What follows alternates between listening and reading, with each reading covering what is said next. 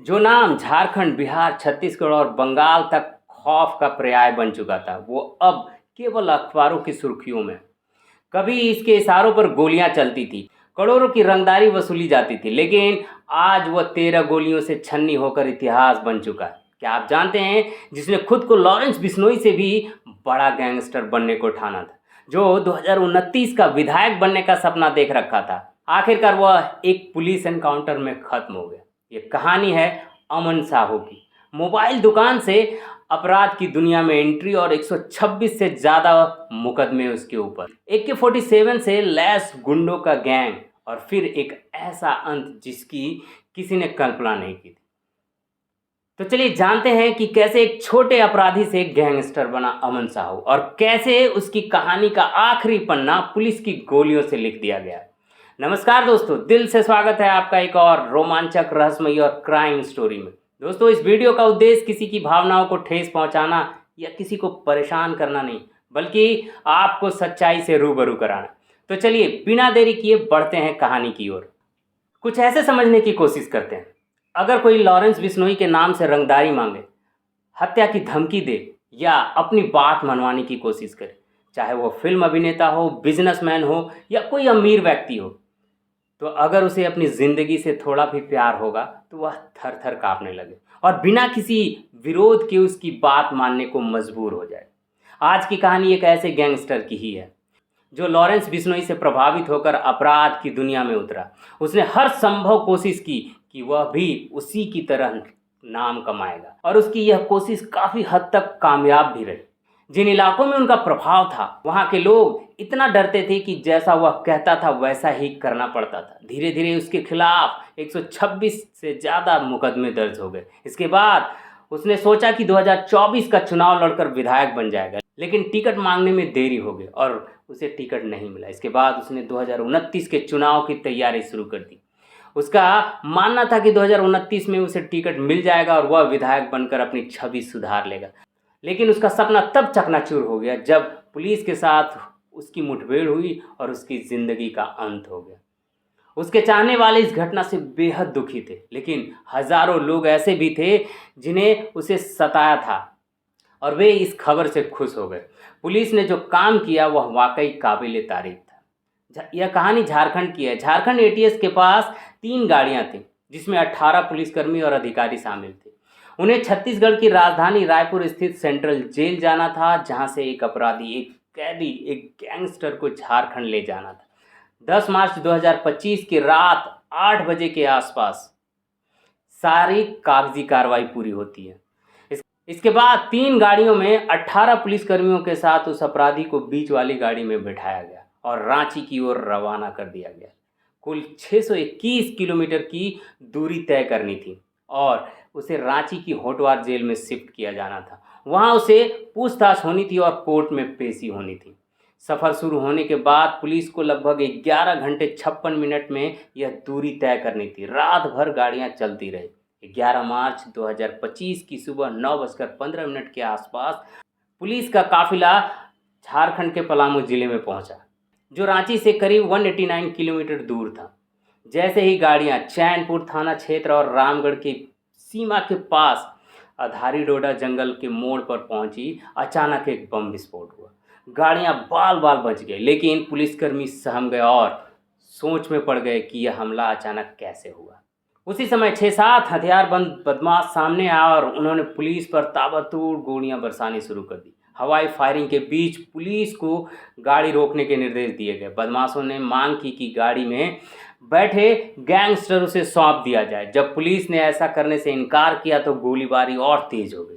इस दौरान एक पुलिसकर्मी राकेश कुमार के पैर पर गोली जाकर लगी, जिससे वह घायल हो गया। दर्द के कारण उसके हाथ से इंसास राइफल छूट गई और यह मौका पाकर गैंगस्टर अमन साहू ने वह राइफल उठा ली।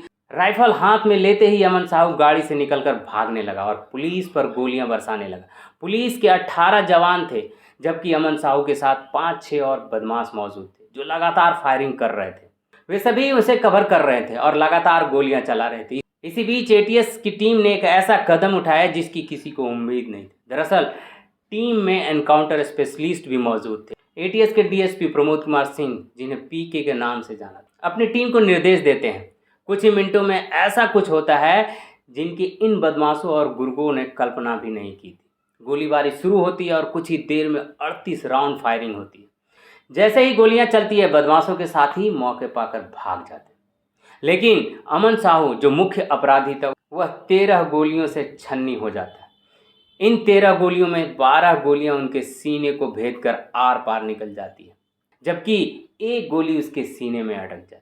इसके बाद उच्च अपराधियों को सूचना दी जाती है कि पुलिस और बदमाशों के बीच मुठभेड़ हुई है। जिस गैंगस्टर को पुलिस रायपुर के सेंट्रल जेल से लेकर आई थी और रांची के होटवार जेल में शिफ्ट किया जाना था, वह मुठभेड़ में गंभीर रूप से घायल हो चुका। पुलिस अमन साहू को तत्काल पलामू के एमएमसी अस्पताल ले जाती है, जहां डॉक्टर उसे मृत घोषित कर देते हैं। वहीं घायल पुलिसकर्मी को इलाज शुरू कर दिया जाता है। जब यह खबर सोशल मीडिया पर फैलती है कि अमन साहू अब इस दुनिया में नहीं रहा और पुलिस मुठभेड़ में मारा जा चुका है, तो हर कोई इसके बारे में जानने की कोशिश करता है। देश भर के अखबारों, टीवी चैनलों और न्यूज़ वेबसाइट पर अमन साहू की खबरें छाने लगती है। हर कोई जानना चाहता है कि आखिरकार यह अपराधी था कौन, जिसकी उम्र 29 साल 8 महीने की थी और जो इतनी जल्दी इस दुनिया से चला कैसे गया। दरअसल झारखंड की राजधानी रांची से 38 किलोमीटर दूर बुढ़मो नाम की एक जगह है। बुढ़मो से कुछ ही दूरी पर एक गांव मतवे स्थित है। यहीं का रहने वाला निरंजन साहू, जो कि पतरातू में एक दुकान चलाता है, उसका बड़ा बेटा अमन साहू उर्फ अमन साव था और छोटा बेटा आकाश कुमार। बल्कि उसका स्टाइल ही अलग था। वह हमेशा बदमाशों से प्रभावित रहता था। वह धीरे धीरे आपराधिक प्रवृत्तियों में दिलचस्पी लेने लगा था। अमन साहू 2008 में पतरातू में एक मोबाइल की दुकान खोली थी।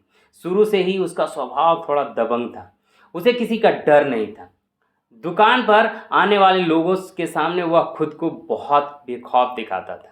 2012 में उसने पंजाब टेक्निकल यूनिवर्सिटी में एडमिशन लिया और कंप्यूटर से डिप्लोमा किया।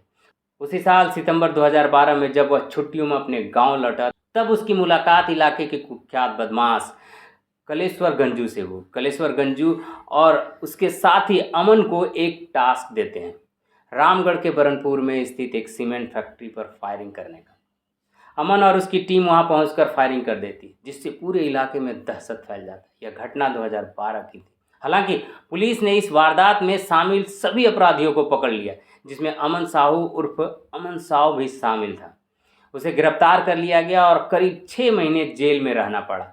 जेल में रहने के दौरान उसने अपराध की दुनिया की असली शिक्षा हासिल कर ली। वह बदमाशों के बीच रहकर और ज़्यादा क्रूर और शातिर बन गया। जेल से बाहर आने के बाद उसने पूरी तरह से रंगदारी, वसूली और नक्सल गतिविधियों में शामिल होना शुरू कर दिया। जल्दी उसके पास AK-40 जैसे घातक हथियार आ गए। अमन साहू ने अपना गैंग बनाया और पूरे इलाके में आतंक फैलाने लगे। कई लोग दावा करते हैं कि पुलिस और राजनीतिक प्रभावशाली लोगों में भी इसकी बदमाशी में सहयोग कर रहे थे। धीरे धीरे उनका खौफ बढ़ता गया और लोग उनका नाम सुनते ही कांपने लगे। 2018 में उसे आर्म एक्ट के तहत गिरफ्तार कर लिया गया, जिसमें अवैध हथियार रखने का मामला था। अदालत ने उसे 6 साल की जेल की सजा सुनाई। अमन साहू के नक्सली संगठनों में भी संबंध थे, लेकिन कभी उसने पूरी तरह से नक्सल आंदोलन में शामिल नहीं हुआ था। 2019 में वह जमानत पर रिहा हुआ, लेकिन कुछ ही समय बाद उसे गिरफ्तार कर लिया गया। वह लगातार जेल में आता जाता रहा, लेकिन अपराध की दुनिया से कभी बाहर नहीं निकला। लेकिन जेल जाने के बाद भी उसकी बदमाशी जेल के अंदर भी चलती रही। जैसे लॉरेंस बिश्नोई जेल में रहकर अपने गैंग को ऑपरेट कर रहा था, अमन साहू के भी कुछ ऐसे ही गुर्गे थे जो उसके इशारे पर किसी को भी धमकाने, मारने, रंगदारी वसूलने के लिए तैयार रहते थे। धीरे धीरे उसकी ताकत बढ़ती गई। जेल में रहते हुए भी उसे हर तरह की सुविधाएं मिल रही थी। अगर हम इसके बारे में विस्तार से बात करें तो 29 अक्टूबर 2021 को उसे पहली बार रांची के जेल में डाला गया था। अगले 4 सालों में उसे 10 अलग अलग जेल में शिफ्ट किया गया, लेकिन उसकी ताकत और प्रभाव कभी कम नहीं हुआ। चाहे वह रांची का जेल हो, पाकुड़ हो, गिरिडीह हो, सिमडेगा हो, पलामू हो, दुमका हो, चाईबासा हो या रायपुर के सेंट्रल जेल, हर जगह उसका रुतबा बना रहा। आखिरकार 13 अक्टूबर 2024 को उसे रायपुर सेंट्रल जेल में भेज दिया गया। इसी दौरान उसके संपर्क कई खतरनाक अपराधियों से हुए, जिसके नाम सुनकर अच्छे अच्छे के पसीने छूट जाते, जैसे लॉरेंस बिश्नोई, हरिकिशन तिवारी, रईस खान, पपला गुज्जर, नयन थापा, मयंक सिंह, भक्ता मंडल, महाराज महाराणा यादव, अनमोल बिश्नोई, राजू थापा, कमल थापा, अयूब खान, गौरव यादव, सिंटू यादव जैसे कुख्यात अपराधी शामिल थे।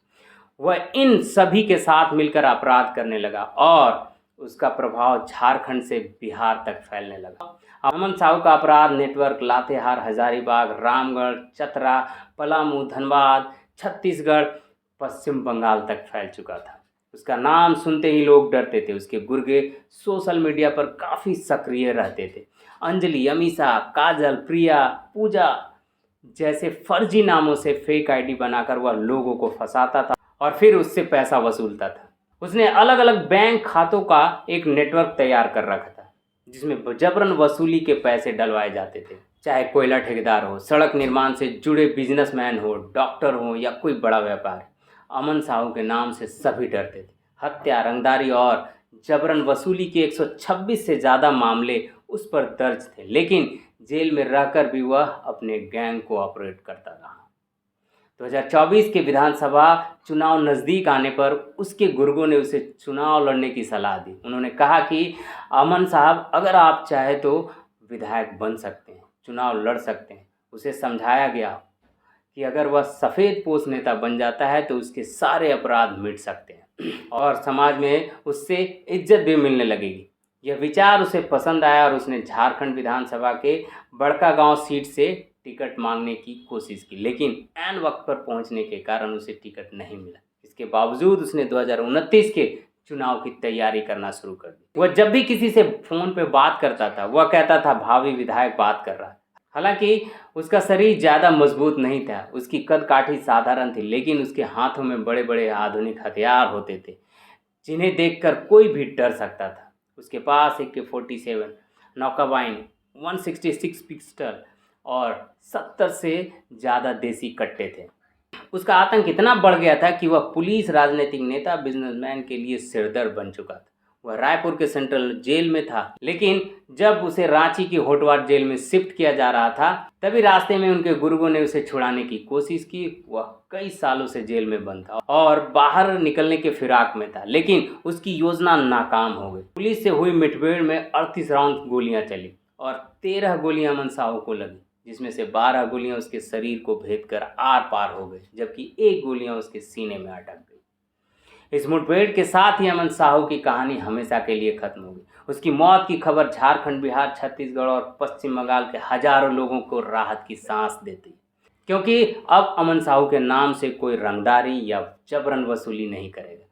जब अमन साहू के परिवार वालों को उसके एनकाउंटर की खबर मिलती है तो उनका रो रो कर बुरा हाल हो जाता है। उनका कहना था कि अमन को धोखे से मारा गया, इसकी CBI जांच होनी चाहिए। लेकिन जब एक माता पिता अपने बेटे को सही रास्ते पर नहीं ला पाते हैं तो उसकी ज़िंदगी का अंजाम यही होता है। उनका बेटा सिर्फ 29 साल 8 महीने की ही उम्र में इस दुनिया को छोड़कर चला गया। आखिरकार अमन साहू का अंतिम संस्कार कर दिया गया और उसकी कहानी हमेशा के लिए खत्म हो गई। तो दोस्तों, ये थी पूरी कहानी अमन साहू की। दोस्तों, अगली बार फिर मिलेंगे एक नई और सच्ची क्राइम स्टोरी के साथ, जहां सच सामने आएगा और राज बेनकाब होंगे। तब तक सतर्क रहें, सुरक्षित रहें और अपने परिवार का ख्याल। दोस्तों, इस वीडियो को देखने के लिए दिल से बहुत बहुत धन्यवाद। जय हिंद।